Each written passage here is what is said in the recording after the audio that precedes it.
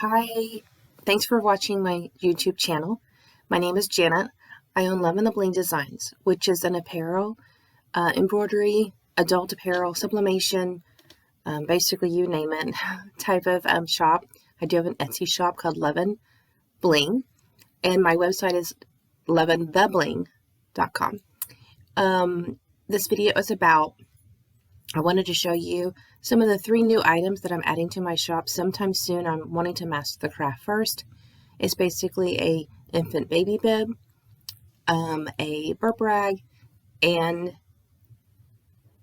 a Lovey. And so it'll be like a 3-piece set. So this is what this video is about. So stay tuned. Hi, this is Janet Black with Lovey Designs, and I wanted to share with you some new products that I'm working on right now. I know I've seen them out on Etsy and things like that, and I thought they were very, very cute, and so I thought I would start trying them myself. My first item is that I've started making, but I have not advertised it yet, is a burp rag. It just goes over the shoulder. And this one I made is, the pretty fabric is on both sides, but I learned when I was making it that I kind of just did it wrong. There should be a terry cloth on one side and then the pretty fabric on the other. So basically what will happen is there'll be terry cloth on one side and a pretty fabric on the other. So that is the first item. And the second item I wanting to start making is this little Lovey. It's a little button. It has a little cam button to, you can put a teething ring or a binky there. It'll have really pretty, soft, minky fabric on one side and cute little fabric on the other. The other item I'm going to be making is cute matching burp rags. It'll have terry cloth on one side and the matching fabric, the pretty fabric on the other. And it'll have a cam snap as well. So it'll be like a little set of 3 matching items. And so this video I want to show you how I am starting on another set. First, how I made the template. I go kind of inexpensive at first on first things that I'm trying to make. So I just got some cardboard I had, and I found the template online, and I just cut it out on a piece of cardboard. This is the Lovey, and this I found online as well. This is the burp rag. So instead of using just a paper copy the whole time, I made a cardboard cutout of it. And then here is the cardboard cutout as the bib. Now there's a small, medium, and large, but I'm making it all just large for right now. And as soon as I'm going to order some like template material, but I haven't gotten around to doing that. And when I do that, I will make a burp rag in a small, and then a burp rag template in a medium and a large.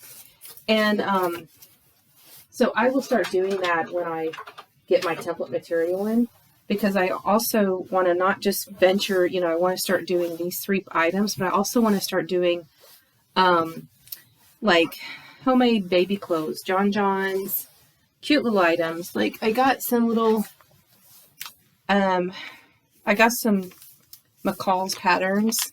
See, isn't that cute?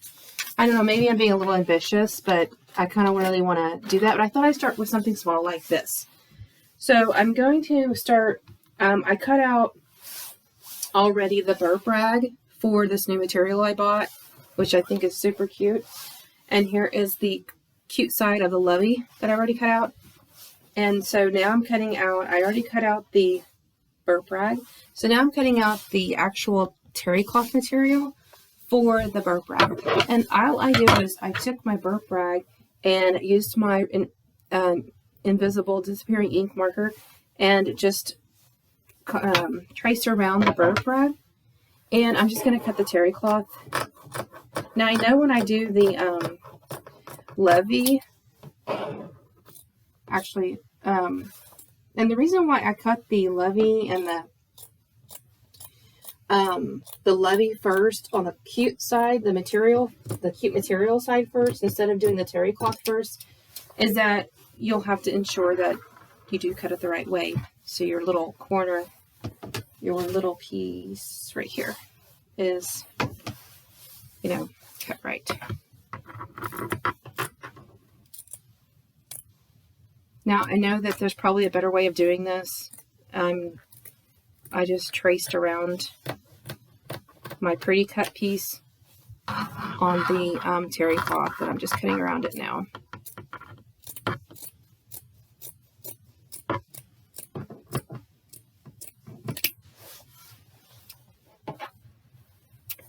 And I just got this terry cloth, like 3 yards of it at Hobby Lobby. Yeah, Hobby Lobby. Which I realized Hobby Lobby does not take coupons anymore. I guess I haven't been there in a while. It said they haven't taken the 40% coupon in a while. And I'm like, maybe I haven't noticed it. Or haven't even tried using it in a long time, I guess. And they told me they don't take that anymore. I'm like, well, okay. And I know Michaels doesn't even take coupons on their fabric. So, but if I had to choose between both of those, it would be Michaels, because I think their price is a little bit better, but Michaels didn't have terry cloth, I don't think. So that one's ready.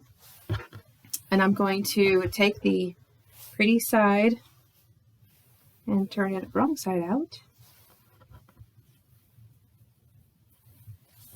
Make sure all my edges meet. It's not perfect by all means, but we're just going to be sewing it anyway. Actually, I think I want it to the terry cloth wrong side out as well.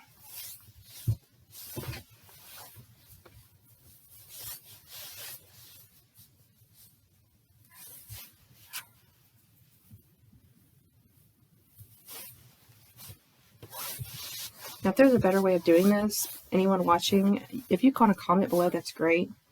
This is my first time trying and sewing things. This is my second attempt on a bib, so, but I do want to start selling these as little sets.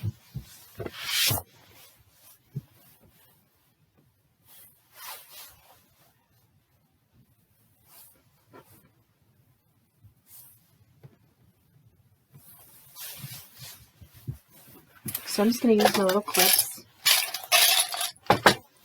and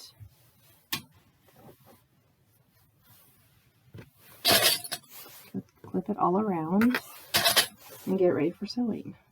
I won't sew it in this video. I'll sew it in another video.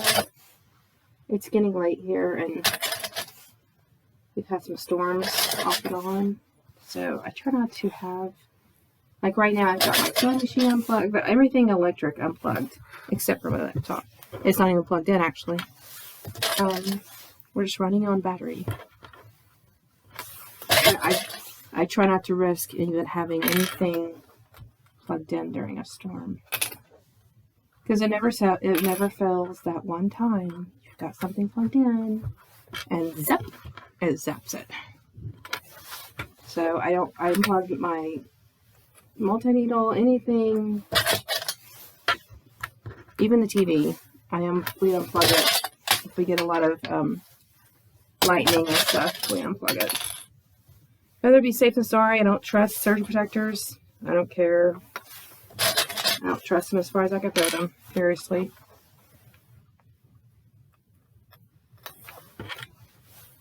So I will leave a spot at the bottom so I won't sew it, and we'll just run the wrong side out when we're done sewing. So I'll do the same thing with both of these and put a terry cloth on both sides of the burp cloth and the Lovey. And we'll be sewing them, and you can see that in another video I'll share. Okay, so sorry this is recorded during the video because my volume during the video was so small, so low. So let's just show you, this is where I got my lamp. I got my lamp that has a magnifying glass on with it from Amazon.com. And I'm threading the my sewing machine, which is an old brother. It's lasted me a long time. it does the trick, especially since I'm fairly new at sewing.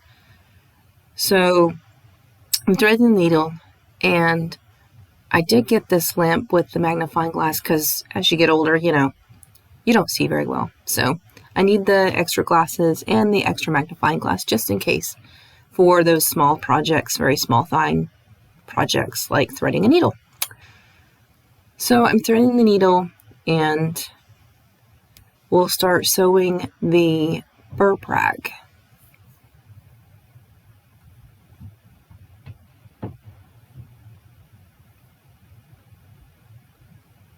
I did get those glasses from Dollar Tree. That's what I was saying. I got like 4 of them, scattered them throughout my office, so that way I've got some glasses handy whenever needed. And originally on the previous videos, I did show that I did add terry cloth to the Lovey with the pretty fabric on the other side, and that wasn't right. It needs to be the minky, so I did get the minky fabric and attach that to the Lovey. So you want to start sewing next to your opening, and where you start sewing around your first piece as close to the edge as possible, but not going over.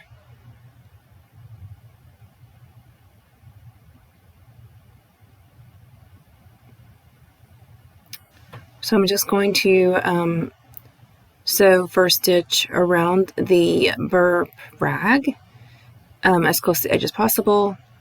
And I was saying in this video, I'm not an expert here at all, by no means. This is like I think the original reason why I've got the sewing machine was my son was having a birthday and it was Batman theme. So I wanted to make Batman capes for all the kids with the Batman logo on the back.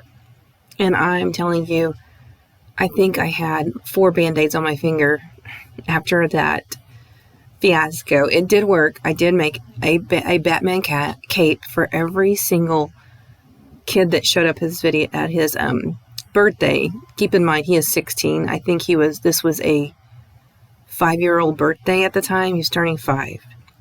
So it's been a long time since I've had this sewing machine. I made the capes and they turned out great, but I never picked up the sewing machine again. I just put it in the closet. Thankfully, I kept it. I'm glad I did keep it. So I just recently started making other things, like when we had the COVID start, everyone was COVID, was making masks. I attempted to make a mask. It did not turn out right. I'm sure I just needed to get the hang of it. Also, I learned too recently that I was installing the bobbin wrong all this time. So I hit the right part, this part of the video, I was saying that I got this stand that I'm using for my sewing machine from Etsy. It is a great stand for sewing, embroidery, whatever you need. It does have a little, you don't see it in this video, but it does have a little shelf on the side where you can put needles, whatever. It's really handy, and it's very sanded very well made. So I'll link to the Etsy shop where I got the stand. So you just want to sew as close to the edge as possible all the way around your burp rag. Once you get to the opening, you want to just do your initial stitch and then your reverse stitch, and leave enough opening so you can get your hand in there and put everything wrong side out. We're almost to that opening here.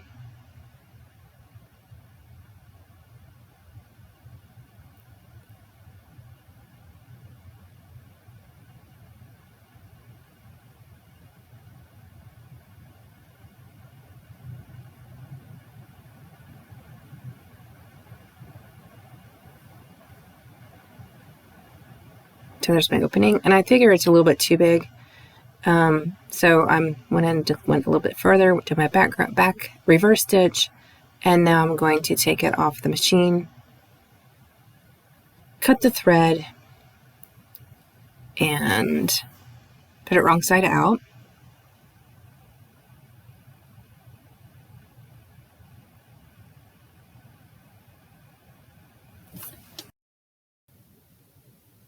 Okay, so now I'm just putting the Burp Rag just wrong side out so you can see the pretty fabric, and making sure each of the corners and edges are all the way out, nothing's pinched inside, and everything is smooth all the way around.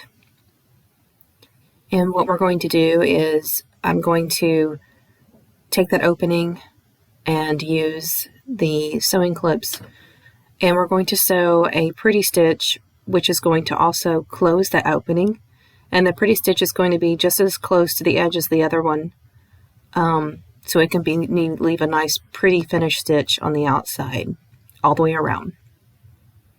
And I'm going to fast forward the video so you don't have to see that long video.